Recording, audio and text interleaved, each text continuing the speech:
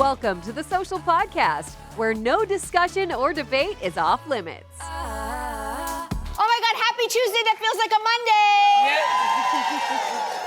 Hope you had a wonderful long weekend, everybody. Welcome to the show. Why don't we kick it off with news that is sort of taking over everywhere? Former U.S. President Joe Biden just revealed on Sunday that he has an aggressive form of prostate cancer, which has already spread to his bones. But this news came just days before the publication of a brand new book called Original Sin. It's an explosive book by journalists Jake Tapper and Alex Thompson, which chronicles Biden's decline throughout his time in the White House, as well as efforts by his top staff and family to keep that deterioration hidden from voters. Okay, timing, the book, the information. What do we make of these revelations? And also, why did the Democrats keep so much, it seems, from the public during Biden's run for re-election? Well, Goodness. I think we all know why the Democrats kept it to themselves. You're going up against Donald Trump. He'll use anything. He'll make things up to win a race. For me, this was an epic fail because of the timing. I'm in favor of a book being written, especially a book about a president, someone who is serving the public.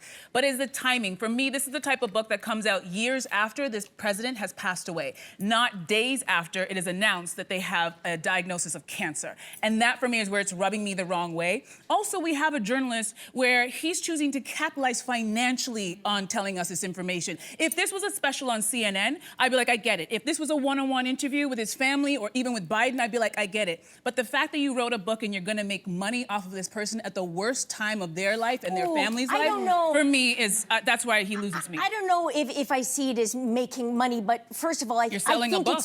I think it's possible and even really, really important that we're able to hold two truths at the same time together, so we can be deeply empathetic towards Biden and his family and deeply concerned that the Democratic leadership messed up so much and they were not transparent with the American public. I think those are two very important things, and we have to be able to hold them at the same time because we've got 4 more years of this. You know what I mean? Like, we have to.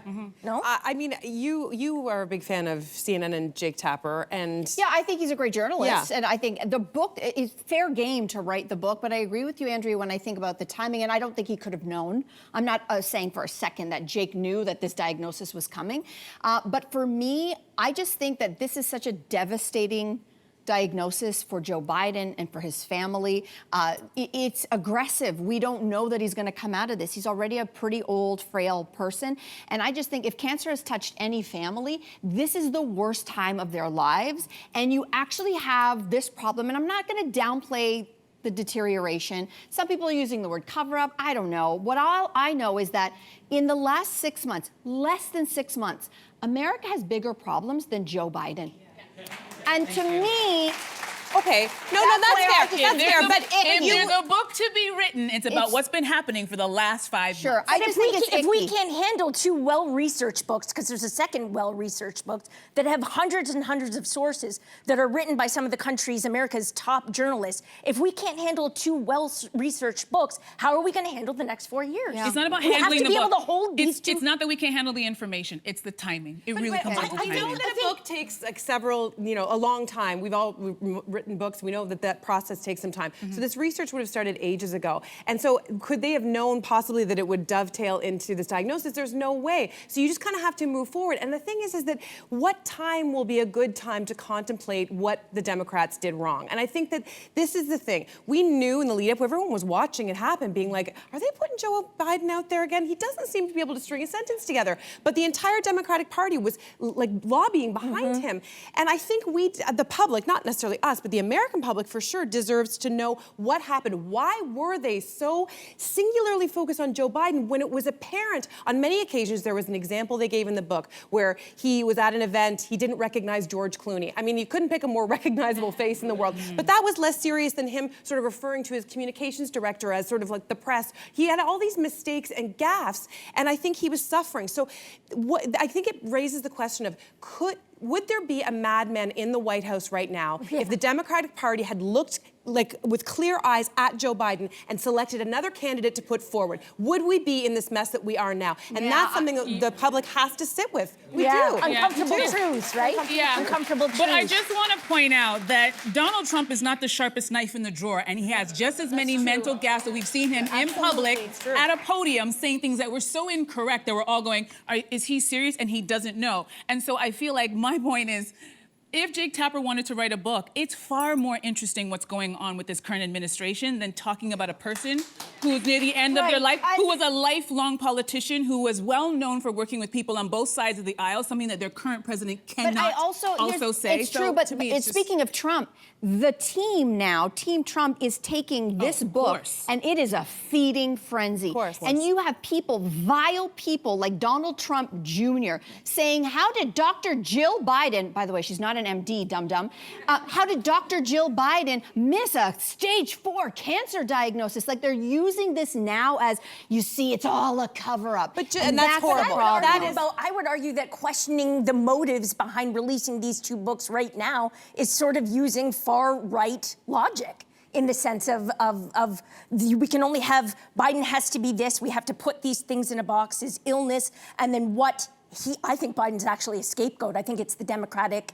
aides and his colleagues who are mostly to blame for this disastrous failure. But we should be able to hold both of those things at the same time. But do you think by questioning it, we sound like those tweets. I know, but do you think Jake Tapper was ignorant to the fact that this book with this information was not going to be very liked by the Republican Party and by Donald Trump? If we want to hang on to how we talk all the time about how important journalism is, and this is a traditional journalist by all, who has done the research and put it out. Just because we don't like the content or the timing doesn't mean that truth shouldn't get out there. We cannot go and play and cherry pick when we decide that journalism is okay. I want to make sure it's clear. I want to make sure I'm clear. I'm not saying that I'm going to say it again. I don't have a problem with the information. I don't have a problem with the research. I have a problem with the timing and the fact that he is monetizing this. This is not a special on CNN that we all can tune into tonight at 9 o'clock. This is come and buy my book. So there is a motive there. You do have to question. But the New York Times is making money with everything that they're documenting CNN about this. Everyone is making money. News is a business. Don't you see the Sadly. democratic principle to have to relay this information to the American public? So that you can learn going forward that actually it seems like, again, I'll give you another example. This book also explores the tactics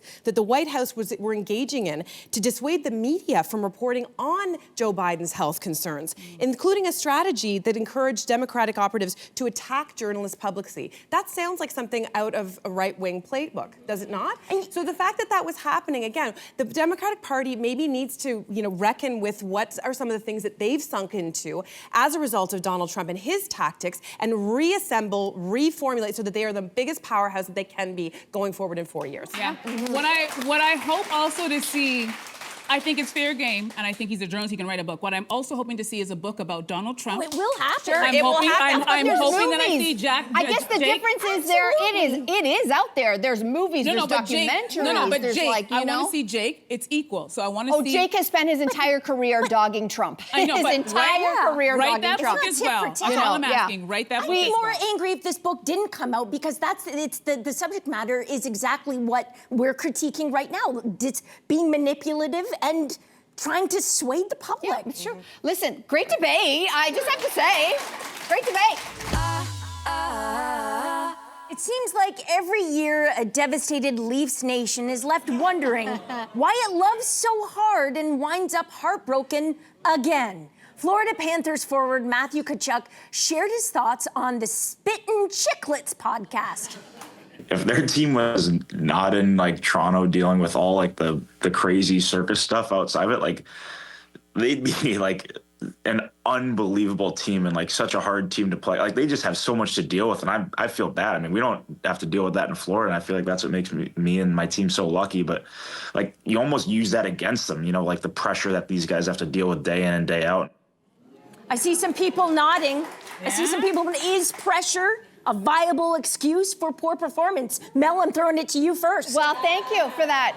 First of all, I have a lot to say about this, because that is a Panthers player, right? Tkachuk is a Panthers player, and he just admitted that his fan base sucks compared to ours. That's what he just said. That's one way to look at it, yeah. That's And they what don't I really just care. said. So Let's you're like, basically he's saying we don't have pressure to play good because people don't really care that much about hockey down in Florida. Like, that's what I heard. Number two that I heard, that pressure thing, it sounds like it makes sense, but that's coming from the opposing team. There was somebody on TSN this morning who was saying that is the way of Panthers trolling the Leafs. None of the Leafs have ever said, oh, that's a lot of pressure to play here. Now, we might believe that's the case, but I want to believe that if you are one of the top paid players in the NHL, that you're going to deliver because of the pressure. That's why they gave you the Because of the paycheck. pressure. That's why they gave you the I paycheck. know, maybe no one said it publicly, but I do know somebody who dated a Leaf like 10 years ago. I don't know what Leaf, but anyway, it was a Leaf. But she did say that during the playoff season that they were under immense amount of pressure. And I feel like that's not something you would vulnerably show I during told you that in confidence.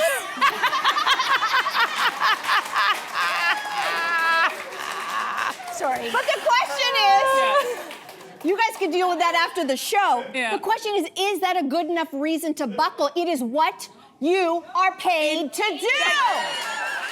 Listen, I'm also gonna chime in on this one as well, because I think that any professional athlete who plays for a New York team, Rangers, Mets, they're going, I'm sorry, you want to talk fans and pressure?